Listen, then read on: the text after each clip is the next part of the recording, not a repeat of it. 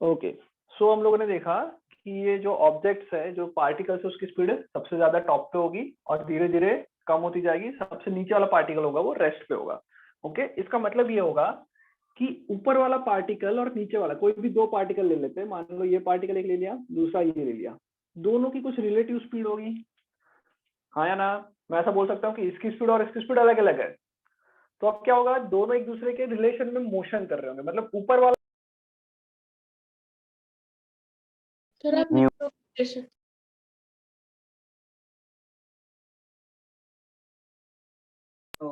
Yes आवाज आ रही है? चलो, तो ऊपर वाला थोड़ा फास्ट जा रहा होगा, नीचे वाला कम फास्ट जा रहा होगा, तो दोनों एक दूसरे पे क्या करेंगे, एक दूसरे पे विस्कस फोर्स लगाएंगे। समझ में आ गया?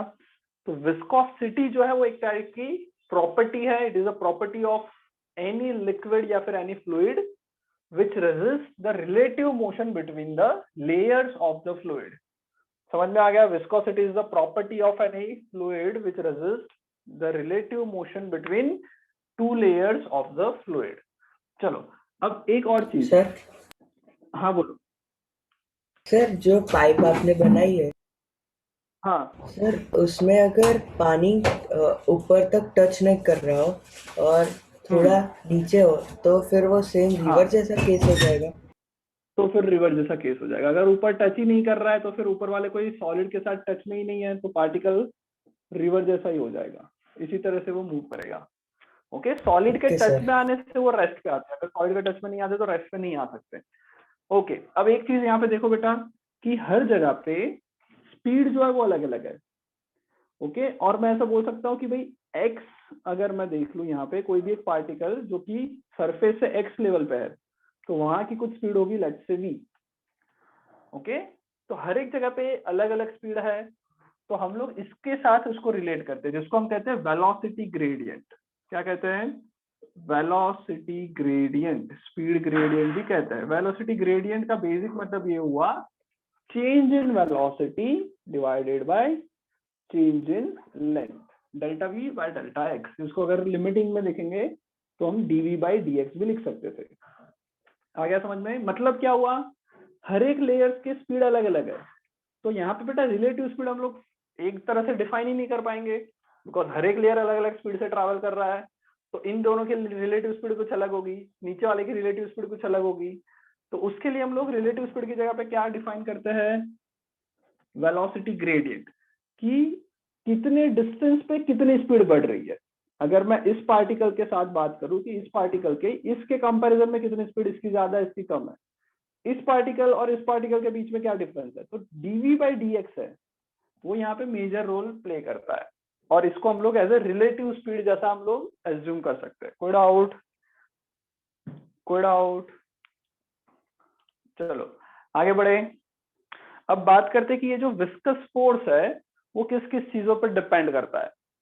तो बेटा हम लोग ऐसा बोल सकते हैं कि जो विस्कस फोर्स है सबसे पहले डिपेंड करेगा किसके ऊपर, तो लिख सकते हैं, मैंने पहले ही चीज बता दी, वेलोसिटी ग्रेडियंट पे डिपेंड करेगा।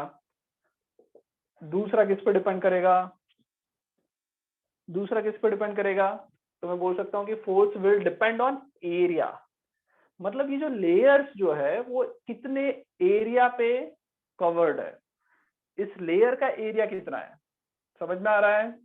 अगर एरिया को देखेंगे तो एरिया के हिसाब से हमें ज्यादा पता चलेगा कि कितने एरिया ऑफ लेयर्स एक दूसरे के साथ फ्रिक्शन लगा रहे हैं। समझ में आ रहा है ये? तो एरिया पे भी डायरेक्टली डिपेंड करेगा। कोई डाउट यहां तक? एरिया सबको क्लियर हो रहा है? हेलो, हाँ समझ में आ गया? Okay, yes sir. तो मैं लिख सकता हूँ डीवी बाई डी एक्स पे डिपेंड करेगा, एरिया पे डिपेंड करेगा। इन दोनों को कंबाइन करके मैं लिख सकता हूँ फोर्स का formula F is equals to A dv d x. इतना लिखा। प्रपोर्शनलिटी से इक्वल टू करेंगे तो क्या करते हैं, एक कोएफिशिएंट लगाते हैं या कांस्टेंट लगाते हैं। मतलब बेसिकली ये जो ईटा मैंने लगाया यहाँ पे, that is what, that is nature of liquid. Fluid का नेचर क्या है उस पर डिपेंड कर रहा है। तो मैं इधर भी ऐसा लिख सकता हूँ कि फोर्स जो होगा वो किस पे और डिपेंड करेगा, तो मैं बोल सकता हूँ कि नेचर ऑफ फ्लूइड पे भी तो डिपेंड करेगा ही करेगा। अगर फ्लूइड अलग अलग है तो भले ही सेम वेलोसिटी ग्रेडियंट हो, सेम एरिया है, फिर भी फोर्स अलग अलग लग सकता है। तो ये फॉर्मूला आ जाएगा तुम्हारा F is equal to NA/dV/dx। कोई डाउट? कोई डाउट यहाँ तक? नहीं सर हाँ बोलो। सर हम साथ साथ में लिखते जाए या बाद में लिखे? हाँ तुम्हारी मर्जी, साथ साथ में लिख सकते हो। मैं सिर्फ बाद में तुमको एक बार टिक करवा दूंगा, साथ साथ में जो रनिंग नोट्स बनानी हो तुम बना सकते हो। ओके ओके चलो, तो ये बेसिकली फॉर्मूला आ गया। ईटा क्या है? तो बेटा ईटा जो है वो उसको हम बोलते हैं coefficient of viscosity. Coefficient of viscosity. Okay, और इसका जो ऐसा यूनिट है वो होता है poise. POISE। Poise is the ऐसा unit of viscosity, coefficient of viscosity. अगर निकालना है कि एग्जैक्ट वैल्यू कितनी होगी तो भाई ईटा को मैं क्या बोल सकता हूँ? F dx/AdV। ओके, अच्छा वेलोसिटी ग्रेडियंट जो लिखा उसका भी ऐसा यूनिट क्या आएगा वो भी निकाल लेते हैं। वेलोसिटी ग्रेडियंट का भी कभी कोई पूछ लेते हैं तो ऐसा यूनिट वेलोसिटी ग्रेडियंट का क्या आएगा? स्पीड मीटर पर सेकंड डिवाइडेड बाय क्या है? डेल्टा एक्स, मतलब मीटर, मीटर से मीटर कैंसिल, 1/सेकंड। ओके, ये क्या है? ऐसा unit of velocity gradient. Okay, इधर देखेंगे कि भाई अगर इसका ऐसा यूनिट निकालना चाहे तो कैसे निकलेगा? फोर्स का क्या है? न्यूटन डिवाइडेड बाय एरिया का मीटर स्क्वायर, और इसका क्या है? dx/dv। dx मतलब मीटर लिख लेता हूँ, dv मतलब मीटर पर सेकंड लिख लेता हूँ, सेकंड चला जाएगा ऊपर, मीटर से मीटर कैंसिल, तो newton second by metre square. आ रहा है समझ में ये? ओके, ये ईटा की बात चल रही है जिसको मैंने पॉइज लिखा है। न्यूटन सेकंड पर मीटर स्क्वायर को ही हमने पॉइज लिखा है। कोई डाउट यहाँ तक? कोई डाउट यहाँ तक? समझ में आ गया? हाँ आगे बढ़े? हाँ ओके चलो आगे देखते हैं कि ये जो अच्छा इसका विस्कोसिटी का ये भी देख लेते हैं कि MLT फॉर्म क्या होगा, डायमेंशन क्या होगा। निकाल सकते हो, न्यूटन को कन्वर्ट कर लो, सेकंड और मीटर स्क्वायर की कन्वर्ट करने की जरूरत नहीं है। न्यूटन क्या क्या होता है? MLT-2 होता है, सेकंड है मतलब T/1, और फिर मीटर स्क्वायर मतलब लेंथ की -2, तो ये आ जाएगा M L1 है और -2 है, मतलब -1 -2 है +1 है -1, ML -1 T-1। Okay, this is what coefficient of friction का डायमेंशन। कोई डाउट? नहीं कोई डाउट? आगे बढ़े? हाँ हाँ सर। Yes sir. ओके चलो, अब बेटा एनसीईआरटी के अंदर ये तो मैंने डायरेक्ट डेरिवेशन कर लिया, बहुत बेसिक तरह से डेरिवेशन किया। एनसीईआरटी के अंदर इसी डेरिवेशन को कुछ थोड़ा सा टेढ़ा मेढ़ा करके दिया हुआ है, तो वो भी देख लेते हैं।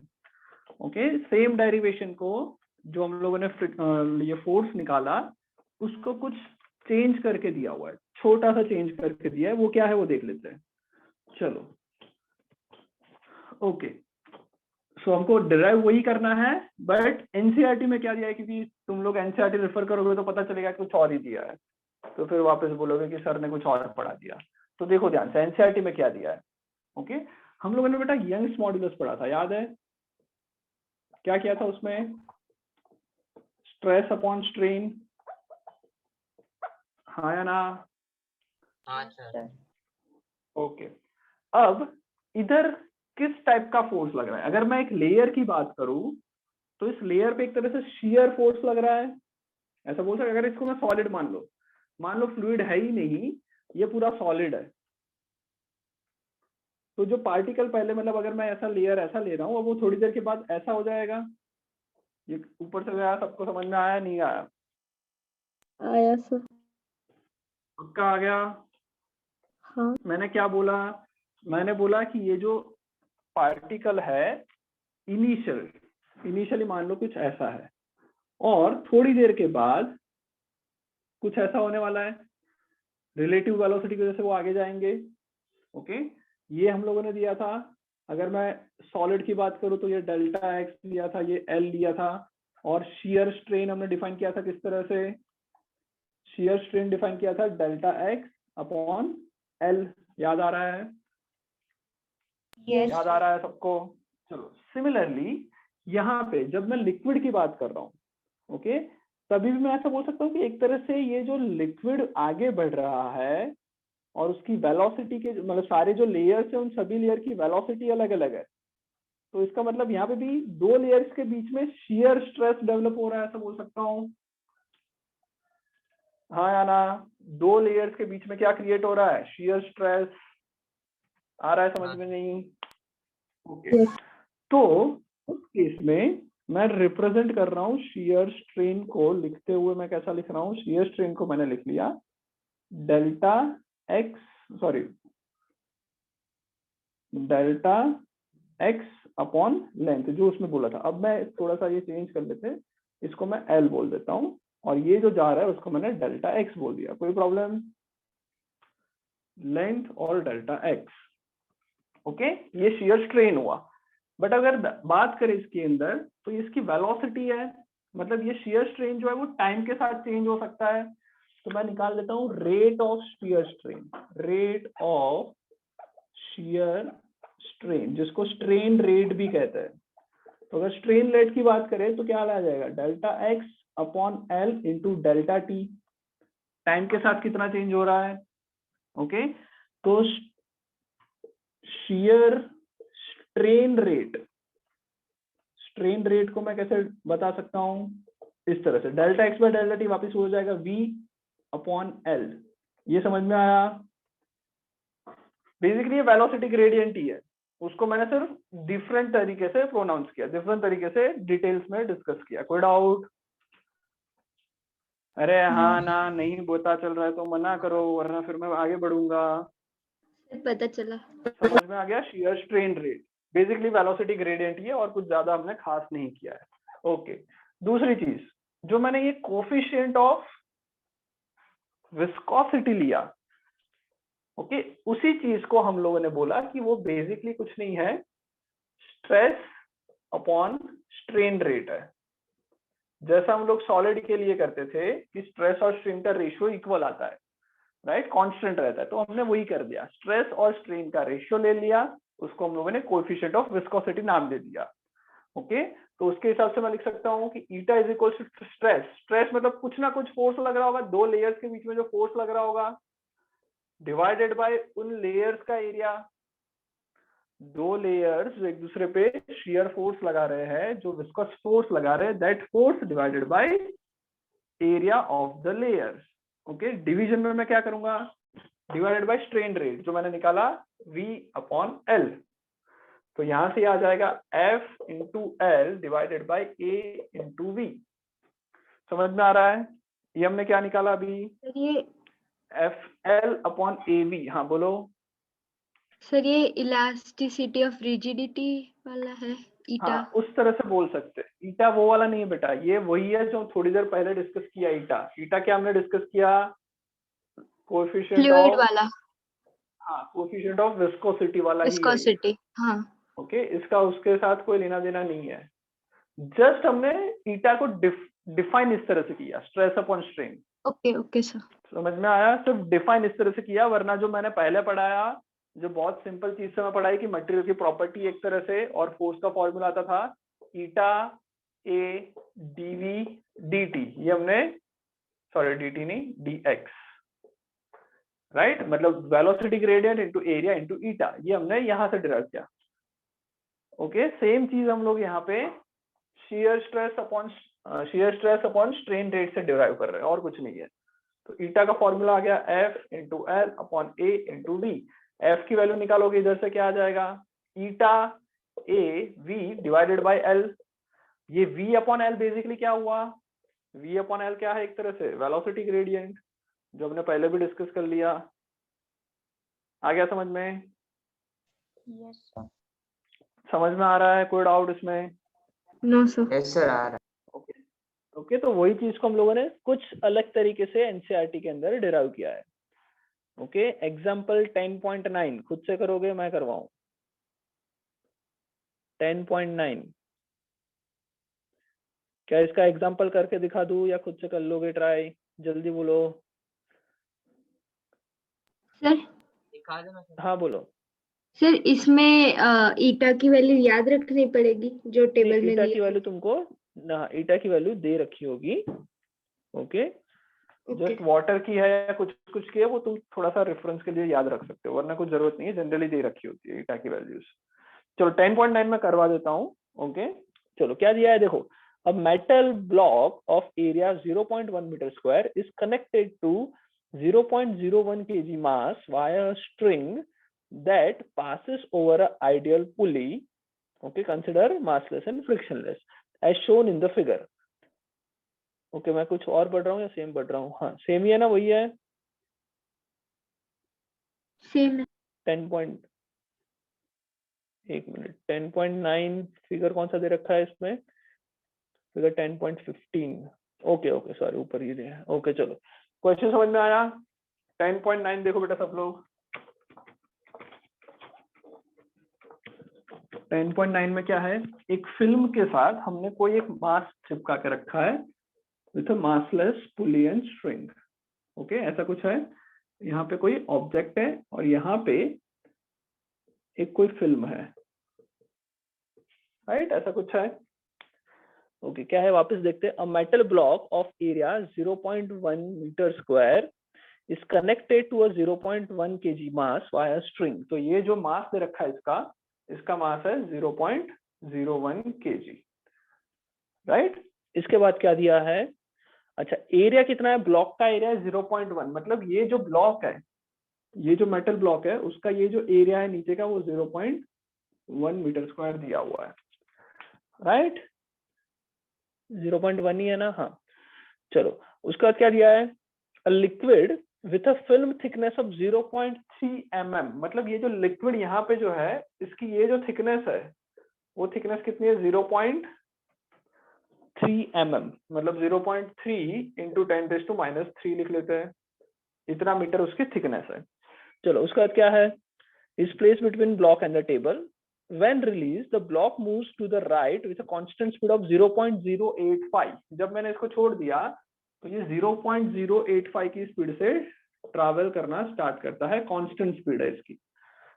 समझ में आ रहा है यहाँ तक? Find the coefficient of viscosity of the liquid, मतलब इस लिक्विड जो फिल्म है छोटी सी उसका ईटा तुम्हें फाइंड करना है। Okay, coefficient of viscosity find करना है। तो देखो इसमें कुछ भी नहीं है, यहाँ पे कुछ फोर्स लग रहा है, उस फोर्स की वजह से वो आगे बढ़ रहा है। समझ में आ रहा है? कोई डाउट? वो हम लोग वापस पहले से स्टार्ट करेंगे जहां से हमने काइनेमेटिक्स स्टार्ट किया था। Kinematics Newton's law of motion, इस पे नीचे फोर्स लगेगा mg, रस्सी में डेवलप होगा टेंशन, ये रस्सी और ये पुली मासलेस है तो उसकी वजह से यहाँ पे भी जो सेम टेंशन T डेवलप होगा। कोई डाउट? No sir. ओके, अब ये बेटा क्या दिया है, ये कांस्टेंट वेलोसिटी से ट्रैवल कर रहा है। अगर ये कांस्टेंट वेलोसिटी से ट्रैवल कर रहा है इसका मतलब क्या हुआ, अगर मैं ब्लॉक की बात कर रहा हूँ, ब्लॉक अगर कांस्टेंट वेलोसिटी से ट्रैवल कर रहा है तो उससे क्या समझना है तुम लोगों को, जल्दी बताओ। एक्सेलरेशन जीरो, मतलब क्या हुआ, total force acting on the object is zero, मतलब जितना फोर्स टेंशन लग रहा है, क्या और कोई फोर्स लग रहा है इधर, क्या और कोई फोर्स लग रहा होगा? हाँ No. कौन सा लग रहा है?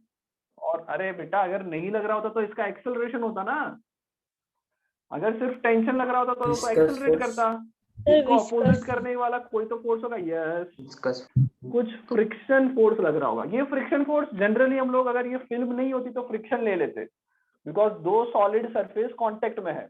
यहाँ पे क्या है, सॉलिड के बीच में हमने लिक्विड डाल के रखा है, तो लिक्विड इस सॉलिड पे कोई फ्रिक्शन फोर्स लगाएगा। समझ में आ रहा है? जो बेसिकली विस्कोसिटी का विस्कस फोर्स बोल सकते हैं। कोई डाउट? समझ में आ रहा है? अरे हाँ बोलो, ना बोलो, कुछ बोलो। ओके, अब ये टी की वैल्यू बताओ कितनी होगी। तो बेटा इस हिसाब से देख सकते हैं कि भाई अगर ये कांस्टेंट स्पीड से ट्रैवल कर रहा है तो ये भी नीचे कांस्टेंट स्पीड से जाएगा। अगर ये कांस्टेंट स्पीड से नीचे जा रहा है तो टी की वैल्यू mg के इक्वल होगी। और उसके हिसाब से मेरे को विस्कस फोर्स की भी वैल्यू कितनी इक्वल मिल जाएगी, mg which is equal to 0.01 multiply by 10 which is equal to 0.1 newton. ये समझ में आया? हमने विस्कस फोर्स काइनेमेटिक्स से निकाला कितना, 0.1 न्यूटन। कोई डाउट? नो। काइनेमेटिक्स का यूज करके, न्यूटन्स लॉ का यूज करके हम लोगों ने विस्कस फोर्स निकाल लिया 0.1 न्यूटन। इसके बाद क्या करना है? इसके बाद अब हम बात करते हैं फ्लूइड के बारे में। कोफिशिएंट ऑफ विस्कोसिटी चाहिए फ्लूइड के बारे में। तो फ्लूइड की अगर बात करें, फ्लूइड की जो थिकनेस वाली जो फिल्म है उसको मैं यहाँ पे बड़ा करके दिखा रहा हूँ। ये जो छोटी सी फिल्म है उसको मैंने यहाँ पे बड़ा करके दिखाया। अब एक बात बताओ, मैंने पहले भी बोला था कि जो लिक्विड सॉलिड के साथ कॉन्टेक्ट में होता है वो रेस्ट पे लेते हैं, हाँ हाँ सर। या ना? जो Yes. लिक्विड सॉलिड के साथ कांटेक्ट में होता है वो कैसा लेना है हमको, रेस्ट पे। अगर मैं इस फिल्म की बात करूं, ये जो छोटी सी फिल्म है जिसको मैंने यहाँ पे दिखाया, जिसकी थिकनेस कितनी है, थिकनेस तुमको दे रखी है कितनी, 0.3 इंटू 10⁻³ मीटर, ये उसकी थिकनेस है। क्या वो दोनों टाइप से, दोनों जगह पे सॉलिड से कनेक्टेड है या एक जगह से सॉलिड से कनेक्टेड है? दोनों। क्या वो दोनों टाइप, दोनों सरफेस उसके सॉलिड के साथ कनेक्टेड है या एक सरफेस सॉलिड के साथ कनेक्टेड है? क्या दोनों है वो ना? फ्री फ्लो कर रहा है या पाइप जैसा कुछ हो रहा है? दोनों सरफेस सॉलिड के साथ कनेक्टेड है। ऑब्वियस सी बात है, नीचे भी एक सॉलिड के साथ कनेक्टेड है ये, ओके, ये वाली सरफेस, राइट। और ऊपर जो ब्लॉक रखा है उसके साथ भी कनेक्टेड है, हाँ या ना? हाँ सर। ओके, तो यहाँ का कोई लिक्विड पार्टिकल मैं ले लूं तो उसकी वेलोसिटी कितनी होगी? यहाँ के लिक्विड पार्टिकल की वेलोसिटी कितनी होगी? Zero. जीरो। जीरो। इधर के लिक्विड पार्टिकल की वेलोसिटी कितनी होगी? जीरो। Zero. जीरो होगी पक्का, हाँ या ना? हाँ सर। जीरो होगी। किसके रिस्पेक्ट में जीरो होगी वो इंपॉर्टेंट है। मैंने बताया था कि सॉलिड के साथ जो भी लिक्विड कनेक्टेड है उसकी वेलोसिटी जीरो लेना है, बट किसके रिस्पेक्ट में? With respect to solid. अगर सॉलिड खुद मूव कर रहा है तो इसको भी तो मूव करना पड़ेगा उसके साथ। आ रहा है समझ में? Yes, sir. समझ में आ रहा हाँ, सर। है? लिक्विड जो सॉलिड से कनेक्टेड है वो रेस्ट पे रहता है with respect to solid, okay. मतलब कि अगर मैं इस पॉइंट की बात करूं, छोटे से पॉइंट की बात, तो वो सॉलिड के ऑब्जेक्ट के साथ रेस्ट पे रहेगा। बट अगर सॉलिड ही एक स्पीड से ट्रैवल कर रहा है तो बाहर से देखने पे ये जो पार्टिकल है वो भी तो स्पीड से ट्रैवल करेगा। मतलब ऊपर वाला लेयर जो है बाहर से देखने पे उसकी स्पीड कितनी होगी? ऊपर वाले लेयर की बाहर से देखने पे उसकी स्पीड हो जाएगी 0.085 मीटर पर सेकेंड बाहर से देखने पे। सॉलिड से देखो तो सॉलिड के साथ रेस्ट पे रहता है, जीरो होगी, ओके। बाहर से देखने पे स्पीड इतनी है। चलो, और इस पार्टिकल में भी स्पीड होगी जीरो। कोई डाउट? ओके, यहां से तुम क्या निकाल सकते हो? स्ट्रेन रेट निकाल सकते हो, स्ट्रेन रेट निकाल सकते हो, v upon L, velocity gradient ये और कुछ नहीं है, सिर्फ नाम स्ट्रेन रेट दिया है। वेलोसिटी ग्रेडियंट मतलब यहाँ और यहाँ की वेलोसिटी में क्या डिफरेंस है, तो लिख सकता हूँ यहाँ पे वेलोसिटी है 0.85 डिवाइडेड माइनस 0, तो 0.085 माइनस 0 डिवाइडेड बाई यहाँ से यहाँ डिस्टेंस कितना है दे रखा है 0.3 इंटू 10⁻⁻3। समझ में आ गया? v बाई एल की वैल्यू मिल गई, Yes, sir. हाँ एफ की सर। वैल्यू मिल गई, फोर्स की वैल्यू मिल गई, और एरिया भी क्वेश्चन में ही दे रखा है कि भाई ये जो लिक्विड सरफेस है या ये जो ऑब्जेक्ट है उसका एरिया है 0.1 मीटर स्क्वायर। तो यहाँ से कोफिशिएंट ऑफ विस्कोसिटी मिल जाएगी F upon A multiply by V into l. आ गया समझ में? इधर Yes, से sir. आपको कोफिशिएंट ऑफ विस्कोसिटी Yes, मिल जाएगा, कैलकुलेशन खुद से करना है, ओके। कोई दूसरा पार्ट तो है नहीं, आगे बढ़ते हैं, Sir, स्टोक्स लॉ पे आते हैं। हाँ बोलो। sir 10.8 का B पार्ट समझा दो ना। 10.8 का बी पार्ट, ओके, एक मिनट, सबने ट्राई कर लिया है 10.8। अच्छा चलो, a fully loaded Boeing aircraft, okay, estimate the fractional increase in the speed of the air on the upper surface of the wing relative to the lower surface. Question समझ में आया? हाँ सर, आया। क्वेश्चन समझ में आया? Okay, तुम्हें find क्या करना है? 10.8 वेलोसिटी में डिफरेंस कितना है ओके दो ओके ओके ओके ओके, ये हटा दूं, सबको क्लियर हो गया है 10.10। चलो 10.8 बेटा सबने, अच्छा अभी बोला ना मैंने 10.10 करने का या पहले बोला था? सर आपने कहा बट फिर वो मतलब कि छोटा सम था तो कर दिया था। ओके ओके कर दिया था, ओके गुड। चलो क्या है, पर उसके लिए मेरे को ये पार्ट भी करना पड़ेगा, देख लेते हैं चलो। या फिर एक काम करें, स्टॉक्स लो पहले कंप्लीट कर ले, उसके बाद मैं हाँ, डिस्कस चलेगा। करूंगा। अगर हाँ अगर टाइम हो गया तो फिर मैं नेक्स्ट क्लास में भी पहले ये डिस्कस करूंगा। ओके ओके तो नेक्स्ट टाइम में तब तक सब लोग भी कर लेंगे। चलो स्टॉक्स लो स्टार्ट करते हैं। तो बेटा अभी तक हमने जो देखा वो ये देखा कि अगर लिक्विड के ऊपर अगर कोई ऑब्जेक्ट तैर रहा है, जैसे ये बोट है, ओके ये बोट है, वो लिक्विड के ऊपर तैर रही है, ओके, और उसके आगे कुछ स्पीड से जा रही है। हम बेटा जब विस्कोसिटी का डिस्कशन किया था तब मैंने विस्कोसिटी के बारे में क्या बताया था? विस्कोसिटी में बोला था कि भाई अगर ये लेयर कुछ एक स्पीड से जा रहा है, दूसरा लेयर उससे कम स्पीड से जा रहा है, तो ये लेयर इस लेयर पे फोर्स लगाएगा जिसको हम विस्कस फोर्स कहते थे, और उसका फॉर्मूला निकाला था विस्कस फोर्स का, eta a dv by d x, right, जिसको एनसीईआरटी में क्या दिया है, ईटा ए डीवी की जगह पे वी लिख लिया, डीएक्स की जगह पे एल लिख लिया, और कोई डिफरेंस नहीं है, दोनों चीज सेम ही है, राइट। तो ये जो फोर्स हमने लगाया वो कौन किस पे लगा रहा है? ये फोर्स कौन किस पे लगा रहा है? जल्दी बोलो। एक लेयर दूसरे कितना लेयर। फोर्स? यस, एक लेयर दूसरे लेयर पे लगा रहा है, ओके। बट जो न्यूमेरिकल किया, न्यूमेरिकल में क्या था, मतलब ये क्या लग रहा है, ये जो वो फोर्स लग रहा है वो लिक्विड लेयर्स के बीच में लग रहा है, लिक्विड लेयर्स के बीच में लग रहा है। जो हमने अभी न्यूमेरिकल किया उसके अंदर ऊपर एक सॉलिड था और उसके ऊपर भी मैंने सेम फोर्स लगाया। मतलब जब सॉलिड और liquid only and only upper layer से कनेक्टेड होते हैं, जब सॉलिड एंड लिक्विड जब ओनली एंड ओनली किससे कनेक्टेड होते हैं? अपर लेयर से कनेक्टेड होते हैं, तभी भी जो फ्रिक्शन फोर्स लगता है, friction between solid as well as liquid, solid and liquid या फिर solid and fluid will be is equal to viscous force between two fluid layers. हाँ या ना? यही हमने किया। अरे नहीं समझ में आ रहा है तो पूछ लो। हमने क्या किया, दो लिक्विड के लिए पढ़ा था हमने, तो जो पढ़ाया थियरी में वो लिक्विड के लिए पढ़ाया, न्यूमेरिकल में मैंने वही फोर्स लिक्विड और सॉलिड के लिए भी करवा दिया, ओके। तो जब कोई ऑब्जेक्ट लिक्विड के सिर्फ सरफेस पे है, सिर्फ अपर लेयर पे ट्रैवल कर रहा है, तब जो विस्कस फोर्स हमने ये पढ़ा वही मैं यहाँ पे भी लगा सकता हूँ। आ रहा है समझ में? समझ में आ गया ये?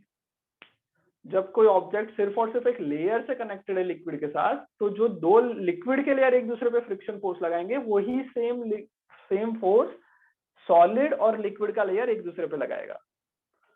कोई डाउट? ओके। बट ये चीज तब वैलिड नहीं होगी जब लिक्विड को हमने सॉलिड को हमने पूरे के पूरे लिक्विड में डाल दिया। अब हम ये डिस्कस कर रहे हैं कि अगर मान लो कोई ऑब्जेक्ट है, ये ऑब्जेक्ट है, मान लो ये पूरा का पूरा लिक्विड के अंदर आ गया, और जैसे ये सबमरीन ट्रैवल कर रही है, तो सबमरीन के लिए मैं क्या ये फोर्स लगा दूं कि भाई सबमरीन पे जो रेजिस्टिव फोर्स लगेगा, लिक्विड जो इस पे फ्रिक्शन फोर्स लगाएगा वो ईटा a dv by d x. क्या ये फोर्स सबमरीन पे लगेगा? नहीं, ये फोर्स सबमरीन पे नहीं लगेगा। ये फोर्स सिर्फ और सिर्फ किसके लिए? बोट के लिए। समझ में आ गया? इस तरह से समझ सकते हो कि जब फुल्ली सबमर्ज नहीं है, जब सिर्फ अपर लेयर सबमर्ज है, तब मैं ये लगा सकता हूँ, बट जब पूरा अंदर आ जाएगा तो ये पॉसिबल नहीं है। कोई डाउट? No sir. ओके, तो जब ये पूरा अंदर आ जाता है तो किस किस के ऊपर फ्रिक्शन फोर्स जो इस पे लगने वाला है, सॉलिड और लिक्विड पे अब जो फ्रिक्शन लग रहा है, friction between solid and liquid, ये जो अब लगेगा वो किस किस पे डिपेंड करता है? तो ये फोर्स सबसे पहले डिपेंड करता है किसी के ऊपर। तो मैं बोल सकता हूँ ऑब्वियस सी बात है कि इसका शेप अगर चेंज हो जाए, इसकी जगह पे मैं ऐसा शेप ले लूं या स्ट्रीमलाइन शेप ले लूं, तो उससे विस्कस फोर्स पे बहुत ज्यादा डिफरेंस पड़ेगा। तो ये डिपेंड करेगा shape and size of solid पे डिपेंड करेगा। दूसरा डिपेंड करेगा क्या, रिलेटिव स्पीड पे। Relative speed between what, between solid and fluid. इसकी रिलेशन रिलेटिव स्पीड पर भी डिपेंड करेगा। अगर स्पीड ज्यादा होगी तो विस्कस फोर्स ज्यादा लगेगा। लिक्विड फ्रिक्शन रिलेटिव स्पीड पर डिपेंड करता है। सॉलिड फ्रिक्शन, जब दो सॉलिड एक दूसरे पे जो फ्रिक्शन लगाते हैं वो रिलेटिव स्पीड पर डिपेंड नहीं करता।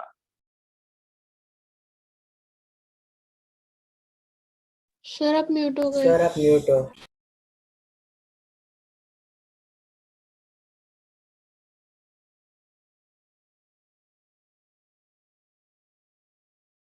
आवाज आ रही है मेरी? Yes sir. ओके, तो इन तीनों चीजों पे डिपेंड करेगा। इसमें कोई डाउट है? इसमें कोई डाउट है? जब ऑब्जेक्ट पूरा का पूरा सबमर्ज हो जाएगा तो उस पे जो फ्रिक्शन फोर्स लग रहा है, जो विस्कस फोर्स लगेगा, वो किस किस पे डिपेंड करेगा? शेप एंड साइज पे डिपेंड करेगा, रिलेटिव स्पीड पे डिपेंड करेगा एंड कोफिशिएंट ऑफ विस्कोसिटी पे डिपेंड करेगा। ओके, तो ये बेसिकली देखा जाए तो हर एक शेप एंड साइज के लिए बहुत ही डिफरेंट फोर्स लगने वाला है। ओके, तो इस पे हम लोग ज्यादा टाइम वेस्ट नहीं करेंगे। हम सिर्फ और सिर्फ तुम्हारे जो सिलेबस में लिया हुआ है वो ऐसा है कि अगर कोई ऑब्जेक्ट जो कि स्फेरिकल शेप का है, कौन सा शेप का है? स्फेरिकल शेप का है। स्फेरिकल शेप क्यों लिया गया? स्फेरिकल शेप क्यों लिया गया? दूसरा कोई क्यों नहीं पढ़ा रहे हैं? स्फेरिकली क्यों लिया गया? बिकॉज यही सबसे इजी होगा, बिकॉज सिमेट्रिकल है। देखो बेटा, अगर मैं ऐसा शेप ले लेता, कोनिकल शेप लेता, तो अगर ये इस तरफ जा रहा है, लिक्विड जो इस पे फोर्स लगाएगा वो हर एक सरफेस पे अलग अलग तरह से लगाएगा। तो ये सिमेट्रिकल शेप नहीं होने से इसका कैलकुलेशन और ज्यादा टफ हो जाएगा। ओके, तुम्हें सिर्फ और सिर्फ क्या करना है? स्फेरिकल शेप का देखना है, बिकॉज सिमेट्री है। ओके, तो ये सिमेट्रिकल शेप का कोई स्फीयर है, वो कोई v स्पीड से जा रहा है। हो सकता है वो आगे जाए, हो सकता है वो नीचे जाए, उससे कोई फर्क नहीं पड़ेगा, विस्कस फ्रिक्शन सेम लगेगा। ओके, बिकॉज सिमेट्री है, चाहे वो कोई भी डायरेक्शन में जाए विस्कस उस पर सेम लगने वाला है, because of it symmetry. Okay, तो इसके ऊपर जो विस्कस फोर्स लगता है उसके लिए जो रिलेशन दिया वो दिया स्टोक करके एक साइंटिस्ट था, उसने दिया। आ रहा है समझ में? स्क्रीन क्लियर है? ओके, इसलिए इसको हम लोग स्टोक्स लॉ कहते हैं। तो स्टोक्स ने बताया कि भाई जो फोर्स लगेगा that will be directly depend on what. सबसे पहले तो क्या आएगा? Coefficient of viscosity. कौन से लिक्विड के अंदर है वो तो आएगा ही आएगा, इस पर डायरेक्टली डिपेंड होगा। और किस पर डिपेंड होगा? Relative speed. रिलेटिव स्पीड पर डिपेंडेंसी आएगी। और किस पर डिपेंडेंसी आएगी? तो हम बोल सकते हैं और डिपेंडेंसी आएगी उसके शेप। तो हो गया, शेप हमने फाइनलाइज कर दिया, स्फेरिकल। बाकी क्या बचा? साइज बचा। साइज के लिए मैं क्या लिख लेता हूँ? रेडियस पर डिपेंडेंसी आएगी। ओके, अब बेटा ये जो चीज है उसको तुम डायमेंशनल फॉर्मूला से कर सकते हो। फोर्स का डायमेंशन mlt-2 यही होता है, is equal to coefficient of viscosity eta की पावर a ले लेते हैं, रिलेटिव स्पीड, स्पीड की पावर b ले लेते हैं, और रेडियस r की पावर c ले लेते हैं। इसको तुम लिख सकते हो ml-1t-1, इन सब की पावर a। स्पीड की क्या है? m0 है, l t-1 b, और l की सिर्फ मतलब r की सिर्फ l रहेगी c, और यहाँ पे mlt-2। यहां से करोगे तो a, b और c ये तीनों की वैल्यू 1 आ जाती है। कोफिशिएंट ऑफ मतलब सॉरी डायमेंशनल एनालिसिस से करोगे तो इसकी वैल्यू आ जाती है 1 1 1। तो बेसिकली फोर्स किस पर डिपेंड आया? कोफिशिएंट मतलब ईटा, रिलेटिव स्पीड मतलब v, रेडियस मतलब r। कोई डाउट यहाँ तक? कोई डाउट? चलो, अब इसकी जगह पे मैं प्रोपोर्शनलिटी का हटा के इक्वल टू जब लगूंगा तो एक कांस्टेंट जो कि प्रैक्टिकल से मिलेगा, तो वो कांस्टेंट आया था 6 पाई ईटा वी आर। ओके, एनसीईआरटी में आर की जगह पे लिखा है, रेडियस को आर की जगह पे ए लिख लिया है, तो एनसीईआरटी में तुमको ए देखने को मिलेगा। आ रहा है समझ में बेटा? ओके, तो 6 पाई ईटा v into a. This is what? This is the force acting on an spherical ball when it is moving inside a fluid. समझ में आ रहा है? Yes. समझ में आ रहा है? इतना फोर्स कौन सी डायरेक्शन Yes. में लगेगा? इतना फोर्स क्या वेलोसिटी के डायरेक्शन में लगेगा? वेक्टर के हिसाब से देखिए, वेक्टर के हिसाब से देखेंगे तो क्या लिखना पड़ेगा? 6 पाई ईटा वी ए। वेक्टर के हिसाब से देखेंगे तो क्या लिखना पड़ेगा? यहाँ पे माइनस लिखना पड़ेगा, हाँ या ना? बिकॉज वेलोसिटी से अपोजिट डायरेक्शन में फोर्स लगने वाला। अगर ऑब्जेक्ट नीचे जा रहा है, विस्कस फोर्स उसको रेजिस्ट करेगा, ऊपर की तरफ लगेगा। आ गया समझ में ये? अरे हाँ ना बोल जाओ। अच्छा, एक और फोर्स हमने देखा था, ये कब? जब स्फेरिकल बॉल अंदर ट्रैवल कर रहा है। दूसरा एक फोर्स हमने देखा था, ईटा a dv by d x. ये कब यूज करते हैं? जब सरफेस की बात चल रही हो। इसमें बेटा इसके अंदर भी वेक्टर कौन है? वेक्टर के हिसाब से बात करें तो वेलोसिटी वेक्टर है। वेलोसिटी मतलब ऑब्जेक्ट अगर आगे जा रहा है तो उस पर फ्रिक्शन फोर्स पीछे लगेगा, तो वेक्टर के हिसाब से इधर भी एक माइनस साइन लगेगा। दोनों फोर्सेस में एक माइनस साइन लगेगी जो वेक्टर के हिसाब से रिप्रेजेंटेशन हो रहा है। कोई डाउट? तो कहीं तो कहीं सर आपने जो पहले लिखा है dv by हाँ। dx वाला, वो सिर्फ सरफेस हाँ। पे तो तभी एप्लीकेबल है। जो दूसरा लिखा है क्या वो क्या? पैसा, जो सेकंड वाला वापस आपने बोलो, लिखा पूजा है। आवाज नहीं। अब आवाज आ रही है सर? हाँ रे यार, बोलो। हाँ, तो सर आपने अभी सेकंड वाला जो लिखा है 6 पाई वाला, हाँ तो वो सबमर्ज्ड हो तो भी एप्लीकेबल है?